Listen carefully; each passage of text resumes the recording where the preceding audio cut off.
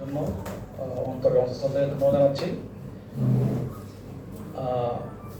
এটা অনিস্বীকার্য এবং এটা একাডেমিক্যালি প্রুভেন যে you are the fourth pillar of the state. হ্যাঁ, এটা আমরা সবসময় বলি, কিন্তু এটা রাষ্ট্রের চতুর্থ স্তম্ভ হচ্ছে সাংবাদিক বৃন্দ।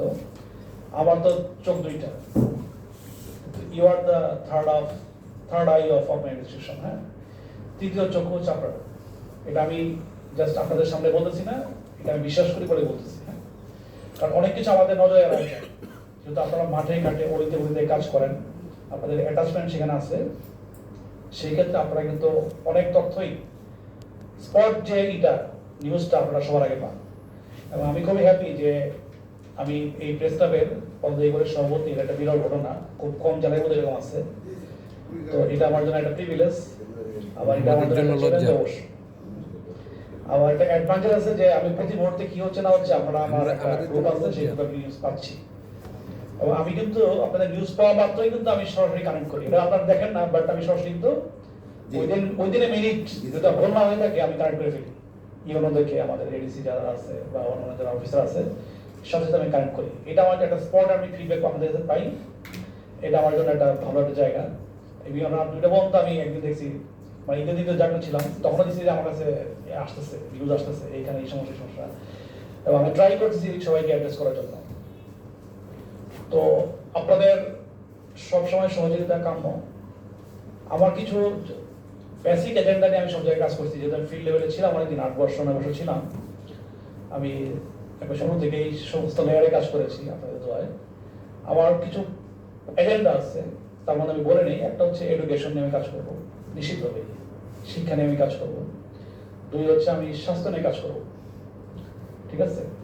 3 নম্বর হচ্ছে আমার কাছে মনে হয়েছে যে আমার এই জেলা যেখানে আল্লাহ এবং মাননীয় সরকার প্রধান আমাকে বসিয়েছে, এটা আমার কাছে একটা অবৈধ সম্ভাবনার জায়গা মনে হয়েছে।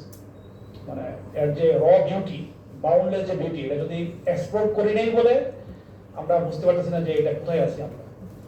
সো এই যে পর্যটনের যে অপার সম্ভাবনা, আমি এটা নিয়ে কাজ করবো ইনশাল্লাহ, ঠিক আছে। এবং আমি কয়েকদিনের অভিজ্ঞতা দেখছি যে অবকাঠামোগত দুর্বলতা আছে, এটা নিয়ে যদি আমরা একটু ভালোভাবে কাজ করতে পারি পরিকল্পনা ওয়াইজ। হ্যাঁ, আমাদের যে মাননীয় সংসদ সদস্যগণ আছেন, জনপ্রতিনিধি, এবং আমাদের একজন অভিভাবক আছেন, অনারেবল স্পিকার, যেহেতু ওনার একটা কাভারেজ অনেক বেশি। তো আমরা যদি সবাই মিলে কাজ করতে পারি, আমরা আশা করি যে এই অবকাঠামোর সমস্যার সমাধান করতে পারলে নেত্রকোনা অনেক দূরে এগিয়ে যাবে। আপনার যে কাঙ্ক্ষিত নেত্রকোনা, যে অরিন্দ সৌন্দর্যের যে এইটা, ঠিক আছে, এটা নিয়ে আমরা যদি কাজ করি আমরা এই করতে পারবো। আর এটা হচ্ছে যে আমি ফেরেশতা না, প্রশাসনও ফেরেশতা না, ঠিক আছে।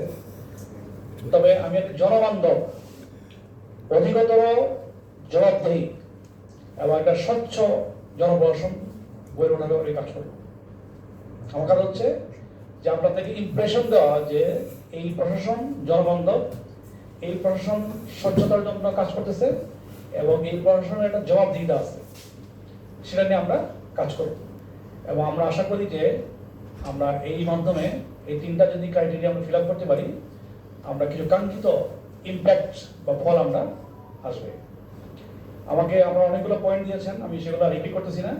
এই পয়েন্টগুলো আগের যে মিটিং ছিল সেখানে এগুলো চলে আসছে, আমরা এগুলো নিয়ে খুব দ্রুতই কাজ করব।